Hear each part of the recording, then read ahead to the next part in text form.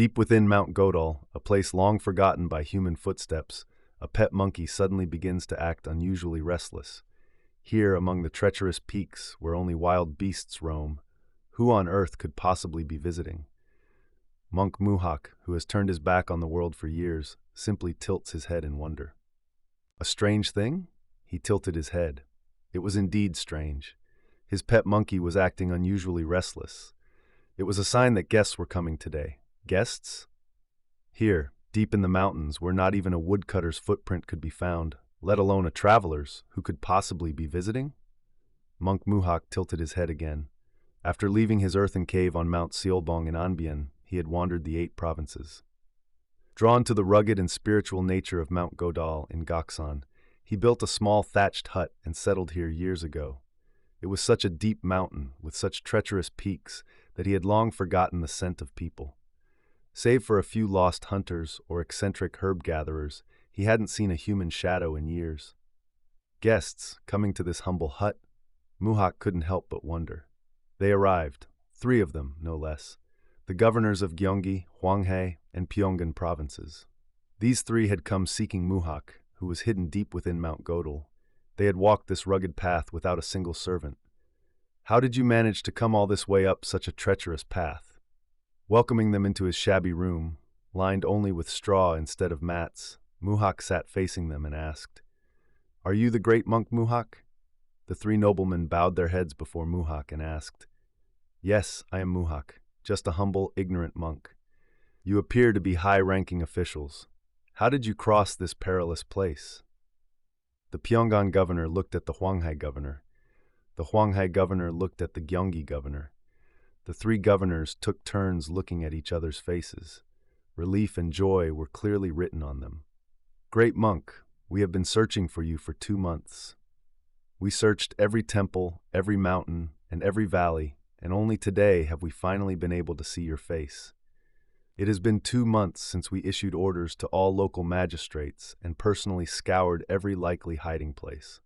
The 3 governors took turns recounting the story of their long search for him. "Why did you search so desperately for a humble monk who has cut ties with the world?"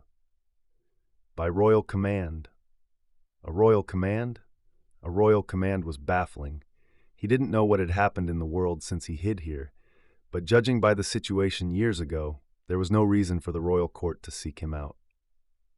Ever since Sindan, whom Muhak deeply admired for his knowledge, insight, and character, though he never formally studied under him, was executed due to the Confucian scholar's schemes, the Goryeo court's suppression of Buddhism had been quite severe. He had been hiding deep in the mountains and hadn't heard any worldly news, so he didn't know for sure, but he highly doubted the Confucian power that rose after Sindan's death had already been broken. Even so, the court would not be elevating Buddhism. Or perhaps he was being called by the royal palace itself? But if the palace was calling him, there would be no reason for provincial governors to come searching for him personally. What could it be? Muhak quietly closed his eyes and remained silent. The Gyeonggi governor seemed to grasp his thoughts first. "Great monk, the dynasty has changed." Muhak's eyes flashed open. The 500-year-old Goryeo Dynasty has fallen and a new king has ascended the throne. The new king is calling for you, honored master. A new king? Who could the new king be? Who is it? Yes, the former chancellor of Goryeo, Yi. He hesitated, unable to bring himself to speak the king's given name. Muhak finished for him. "You mean Yi Seong-gye?" The 3 governors recoiled in shock at how casually he tossed out the name, as if calling a friend. Seeing their astonishment, Muhak closed his eyes again. Yi Seong-gye. He remembered him. He remembered meeting him once while practicing asceticism in the Seoul Bongsan earthen cave. A young general who had come to see him then. "Why do you stay in such a remote mountain valley, monk?" "Why do you stay in the secular world, general?" "I must wander the world if I am to save it. And I am cultivating my path to save the world that you will inevitably fail to save." A brief exchange of words they shared in the cave back then. During that conversation, Muhak recognized the extraordinary nature of the young general. He saw it not only in his tall stature, thick, strong fingers, and radiant eyes, but especially in the large, prominent rebel bone protruding from the back of his head. Though he served the Goryeo court as a general now, he was not the type to remain a loyal subject until the end. Once his power grew, he was someone who wouldn't hesitate to betray his old master. Furthermore, judging by his strategic mind, he wasn't one to plot a scheme with no chance of success.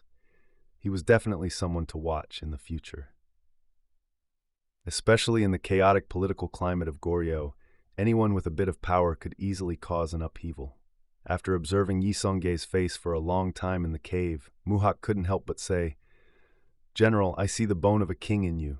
Please exercise prudence." What was the general's expression upon hearing this? He stared right at Muhak for a while. Then, dropping his previous joking demeanor, he spoke with solemn gravity. "That is glad news to hear. On what grounds do you say such a thing, monk?" "Well, the bone of a king is, in other words, the bone of a rebel. For a general who does not share the royal Wang family's blood, to have a king's bone means you possess a rebel's bone." The general's eyes flared wide at this. His anger seemed ready to explode. Muhak simply met his increasingly fierce gaze with quiet stillness. Seeing this, the general's fierce expression gradually smoothed back into peace. "Monk, do you know how to make prophecies?" "Prophecies are something even a small child can do. If you let go of something in your hand, it falls to the ground. If the sun sets, it gets dark. Anyone who doesn't understand the natural order of worldly affairs is a fool.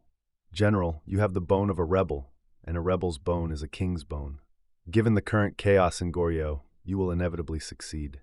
And that Yi Seong-gye had indeed succeeded.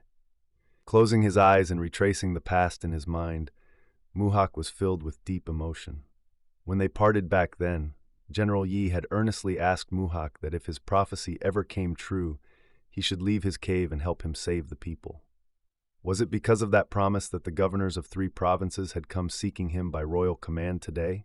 Then what path should he take? Should he go? Or should he not?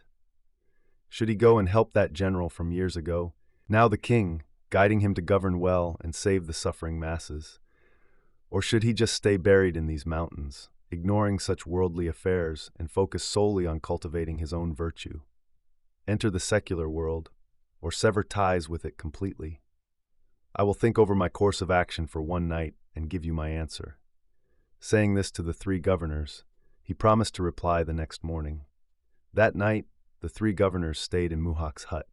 These 3 noblemen, who usually found even silk bedding stiff and heavy, spent a sleepless night in a room with no blankets or mats, just dry straw waiting for dawn. Meanwhile, Muhak sat on an old tree stump behind his hut and stayed awake through the night. He stayed awake, thinking. He thought and thought, yet it was hard to decide which side weighed more. Back in his youth, as an unknown lowly monk, Muhak had once visited Pyeongjo. At that time, Pyeongjo had let out a hearty laugh and said, "When monks enter the mountains, it is to cultivate their own virtue. But once that virtue is cultivated, they must leave the mountains and save sentient beings." People often misunderstand saving sentient beings as simply converting them to Buddhism, but that is not the case. In whatever way, by whatever means, benefiting the people and making their lives better is true salvation. Today's Buddhism has become far too narrow and has forgotten its roots. That was what he had said. Back then, full of youthful vigor, Muhak actually thought those were the words of a corrupted monk. But as his understanding deepened over time, he finally realized it was the truth. He gradually understood that the great pioneer had been right. When Pyeongjo answered King Gongmin's call, stepped into Goryeo's political arena, and opened his great heart to strive for the salvation of the Goryeo people, Muhak felt he had grasped the true essence of Buddhist doctrine. Rather than the passive doctrine of all living things must die, all who meet must part, he finally discovered the active spiritual ecstasy of saving the masses and creating paradise on earth. And now, stepping into politics at the king's call to guide him toward compassionate rule was a deeply tempting prospect for Muhak. However, there was one thing that troubled his mind: the fact of slaying one's lord. The idea that a subject of Goryeo had overthrown the Goryeo Dynasty to crown himself king sat uncomfortably with Muhak. Placing these 2 thoughts on either side of the scale, Muhak spent the entire night weighing which one was heavier. The next day, Muhak decided to answer the king's call. Whether he was a kingslayer or not, Muhak resolved not to be bound by such rigid technicalities. He would answer the call and try to bring even a little bit of good governance to the suffering people at the dawn of this new nation. Based on what he had observed in the Seoul cave years ago, this general possessed the bone of a king, strategic brilliance and ambition, but he seemed somewhat lacking in compassion. Even if a new nation had been built, if its ruler lacked compassion, there would be nothing for the people to rejoice about. To use his own strength to supplement the compassion that the current ruler seemed to lack, Muhak decided to leave his hut on Mount Godal and head to Seonggyeong. From that day on, the humble hut hidden in the Godal forest lost its master. "Your Majesty," Muhak, having an audience with the king at Suchanggung Palace in Seonggyeong, Muhak slowly raised his eyes to look up at the king. His appearance hadn't changed much from when he saw him as a Goryeo general in the Seoul cave years ago. Those radiant eyes, that ambitious forehead. He didn't look a day older from any angle. The only difference was his attire. He was now wearing a royal crown and a dragon robe. "Your Majesty, I offer you my congratulations." At this greeting, the king smiled softly. "It seems the prophecy you made in the Seoul cave has been fulfilled today."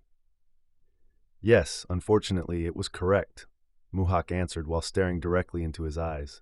The king was taken aback. Not only the king, but the other attending ministers were also shocked. They couldn't help but be startled by such a bold reply to a king whose spirit was soaring high after founding a new nation. Observing their shock, Muhak continued speaking. "Your Majesty, unfortunately, my observation was not wrong. But since things have already come to pass, what use is there in debating the past? Please become a benevolent ruler for the future. As the monarch of a nation, you lack nothing else, but you are perhaps deficient in one thing, a compassionate nature." Saying such things so boldly in front of a sovereign powerful enough to drop a flying bird from the sky. The king looked at Muhak's face for a moment. Agitation, excitement, emotion, a myriad of expressions crossed his face. Then he smiled softly once again. "Monk, as friends meeting after a long time, let us just share the feelings we have kept bottled up. I brought you from Mount Godal because I know my own flaws and wish to supplement them with your help. But today is a day of reunion, after many years, so let us just share our reminiscences." "Yes." Muhak's eyes, which had been looking up at the king, dropped heavily. That day, a grand banquet was held in Suchanggung for Muhak. A few days later, on a quiet day, Muhak sat facing the king. Only then did the king open his heart and speak frankly to Muhak. "It seems you do not yet clearly understand the positions of a monarch and a subject. The hierarchy between lord and vassal is far stricter than the relationship between master and disciple in Buddhism. It is not that I disagree with what you said on your first day at court, and indeed, feeling that I lack compassion, I invited you here. I fully intend to listen to your advice on that matter. However, you must also be careful to choose the right time and place to speak to me. You must not forget that pointing out the flaws of a superior is generally something done in a private setting. I brought you all the way from Mount Godal to take you as my royal preceptor and seek your guidance in matters of virtue, but you must never forget that our relationship is also one of lord and vassal. I will not blame you for whatever criticisms you make regarding my actions, but please be mindful of where you say them." At this, Muhak bowed his head deeply. Only after a long while did he reply, "I finally understand." Muhak, who had come imagining a position similar to Sindan's, realized right then and there just how drastically different his relationship with the current king was compared to Sindan's with King Gongmin. Even examining their pasts, the current king and King Gongmin were imperably different. King Gongmin was a benevolent man, born as a prince, and befitting a prince, he was tolerant and broad-minded. In contrast, the current king was a man who had placed the crown on his own head with his own 2 hands.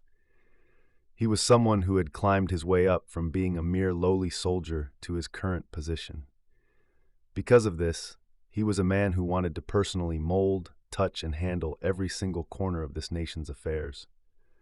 Furthermore, his own character was incomparably different from Sindan's. While meditating in the mountains, he had actually believed he had achieved enlightenment. But once he came down and faced people of the secular world, he realized his enlightenment was still thousands of miles behind Sindan's. Compared to Sindan, who looked upon all things, pure or impure, with a generous and broad-minded gaze, Muhak was still nothing but a newborn infant. He was still someone who hadn't opened his eyes fully to the affairs of the world. With the king being different, and the royal preceptor being different, it had been his mistake to rush out hoping to place Sindan to King Gongmin. The only path left for him now was to stay close to the king, not meddling in his other political affairs, but simply guiding this strong and fiery king away from uncompassionate acts he might occasionally commit. If, by doing just this, he could allow the people under this king's rule to live even a little more peacefully, wouldn't that be a wonderful thing? Muhak decided to assist the king's endeavors in this passive manner. The king trusted Muhak deeply. He would listen to Muhak even on matters where he would outright ignore the advice of other ministers. And proportionately, Muhak never spoke unless it was something the king absolutely needed to hear. Thus, in winning over the hearts of the people during the early days of the Joseon dynasty, Muhak's influence played a much greater role than that of any politician.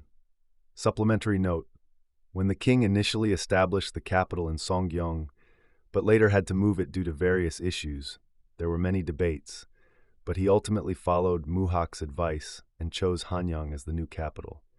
Later on, displeased by the actions of his fifth son, Grand Prince Bangwon, the king fled far away to Hamhung to avoid seeing him. When he left, he even took the royal seal with him. The new king, King Taejo, sent royal envoys to his father in Hamhung to appease his anger and retrieve the seal, but the old king's fury was so great that he shot and killed the envoys with his bow. Not a single envoy sent to Hamhung returned alive. Even then, the royal court sent monk Muhak to Hamhung as a last resort. Though the king emeritus had killed all previous envoys from the court, he couldn't bring himself to harm Muhak. The old man's stubbornness finally broke, and he eventually returned to Seoul to pass the royal seal to the new king. Although he didn't leave behind achievements as massive as Sindan's during King Gongmin's era in Goryeo, it is highly doubtful that public sentiment would have been pacified to such an extent during the founding of the Joseon dynasty without Muhak's efforts. The brilliance of the Yi family's achievements in establishing the new Joseon was so dazzling that Muhak's contributions don't stand out as much on the surface of history. However, if you examine Muhak's biography, you can clearly see that his political achievements were far from insignificant. Originally titled Descending Mount Godal, published in Joseon Mundan, February 1935. Ultimately, following Muhak's advice, Yi Seong-gye established the capital of the new nation, Joseon, in Hanyang. It was a moment where one monk's fateful prophecy and passive assistance changed the course of a massive historical current. The story of monk Muhak, the hidden protagonist of the founding of Joseon, came down from Mount Godal and continues to be told to this day.